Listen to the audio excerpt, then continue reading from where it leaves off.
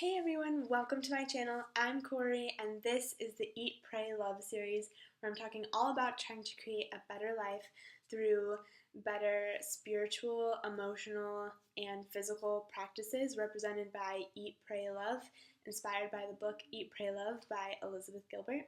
So thanks for joining me. So we've done an eat video talking about veganism, and then we did a love video talking about self-love. I kind of skipped ahead. I skipped pray because I really needed to talk about love, but I wanted to circle back today and talk about pray. So again, pray as a word in this series is representing a bigger idea, which is the one of spirituality and how to create better spiritual practices in my life. So for me, growing up, my family was never specifically religious, but they were extremely open to different religions. And so through the kindness and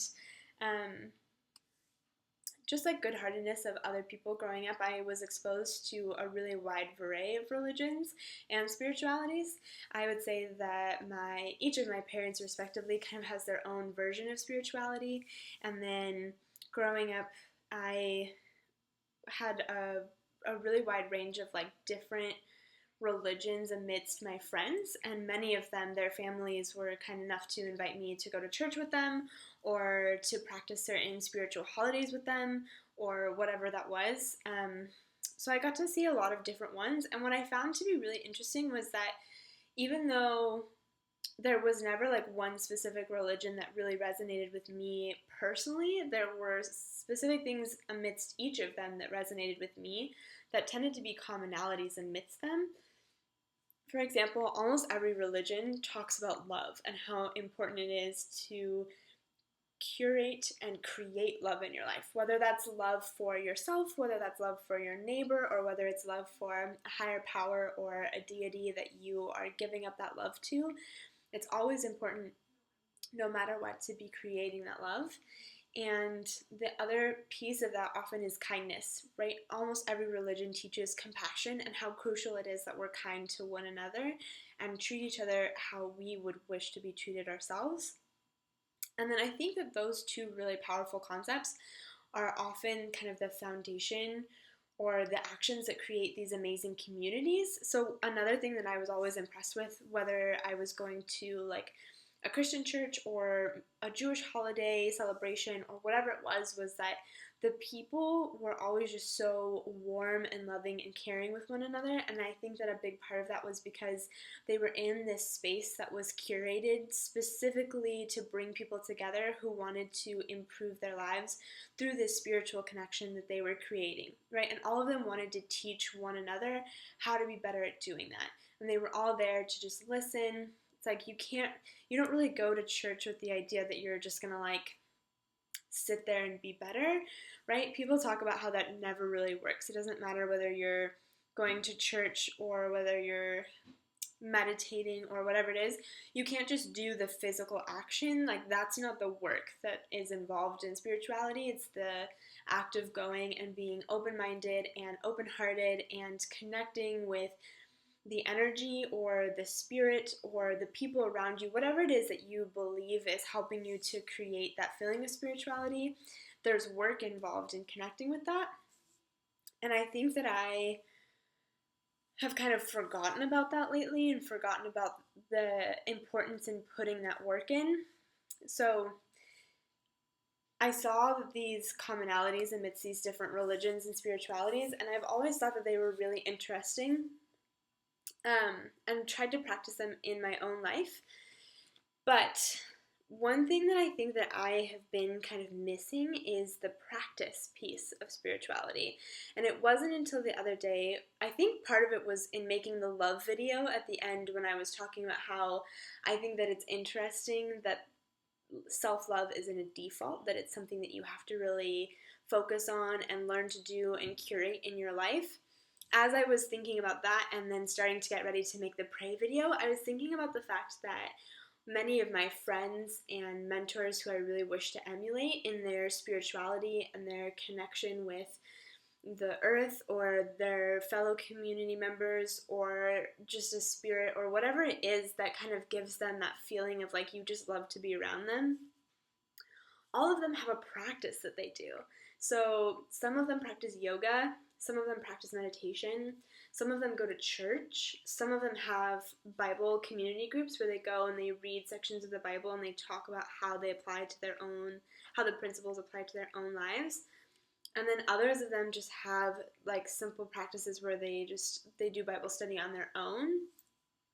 But regardless of what spirituality or religion or whatever it is that they're following, they all have this act that they do every day or every week, etc., to help them kind of reground themselves and reconnect with these concepts and pieces of their spirituality that they want to connect with.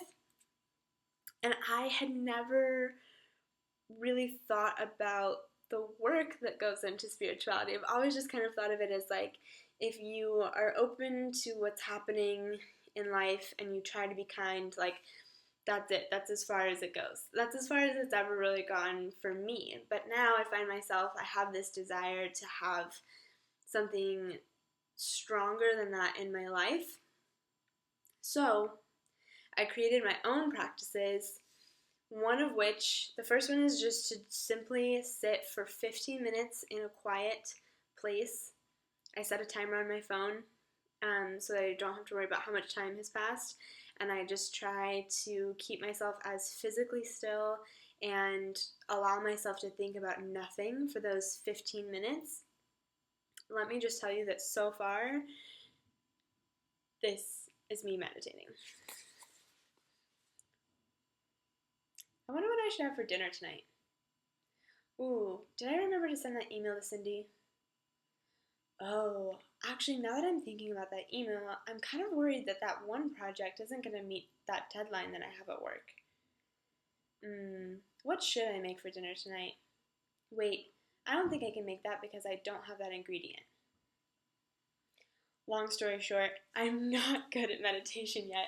If anything, it's just caused me more stress so far because it's this time where, as my brain starts to get quiet, all of these things that I've kind of pushed to the back of my mind try to fight their way forward. But I'm telling you this because I think that this means that this is a really good thing, because it's making me realize that I have all of this weight that I'm carrying around on my shoulders that I'm not even consciously aware of. And so sitting for those 15 minutes and having to think through all of the different pieces that are sitting on my shoulders is actually helping me, because it's starting to make me realize that I need to physically and emotionally and mentally think about letting go of those things and just releasing that tension down and out. And even though I'm not very good at it yet, I think that the crucial thing is that I have started to do it, and I believe that I will get better at it, because I solemnly swear that I will practice it every day this week, and then we'll see what happens. So the second thing that I've been doing was actually inspired by a friend of mine who recently reached out to me about a job position. And while she was describing the position and the company to me, one of the things that she said was that faith was a key value to the company. And I thought that that was really interesting, because in society today, it seems like it's politically incorrect to speak about faith in the workplace. However, she went into more detail and she was telling me that for their company, faith means that you believe that putting good in means that you'll get good out, and you believe that so wholeheartedly that you're always putting good in. And I thought, what a beautiful sentiment to live your life by. The thought that no matter what, as long as you're putting good in, you will get good right back out. And so I kind of thought about it for a couple of days, and then I actually had a situation present itself in my life where I practiced that faith, and I didn't really connect it at first. So the situation is that there's a huge event coming up at work, at my day job, and everyone is really stressed about it. And essentially, a lot of what has been happening is that I'll work for a long time on a project that's related to the event, and then because there are so many decision makers involved in approving that work, that it's often shut down, and then I have to remake it, usually in kind of this mad scramble, because we're on so many crucial deadlines in order to make this event really go off without a hitch. And it's been really stressful, and I was telling my dad about it, and that I just felt frustrated and defeated, and he asked me, he said, well, Are you frustrated because you're not doing good work, or are you frustrated because the good work that you're doing isn't getting recognition? And I said, both. I'm not doing good work anymore because I feel like it doesn't matter. It doesn't matter because no matter what, something is going to get shut down and I'm going to have to redo something. And there was something about saying those words out loud that didn't sit very well with me. And so the next morning on my way into work, I was thinking about it and I thought, you know what? It does matter whether or not I do good work because it matters to me. It's always mattered to me whether or not the work that I was doing was good and diligent and well thought out. And so the fact that I'm allowing somebody else to dictate whether or not I'm doing good work is bad for me. That's making me feel like I'm defeated because I'm defeating myself, essentially. So I went into work with this whole new attitude of just thinking that I was going to put my best into every piece of work, and the worst thing that could happen was that somebody shut it down and I had to redo it. But at least I would have the knowledge that I had put good into that work. I would keep that faith in the work that I was doing. And it turned my whole workday around. It was still stressful, it was still hectic. There were still things that I worked on that got shot down and I had to redo, and that was still frustrating. But I got to come home at the end of the day knowing that not only had I put good work out there, but also I had learned a lot more than I would have otherwise because I had actually tried. And when I got feedback, I tried to act on it to the best of my ability.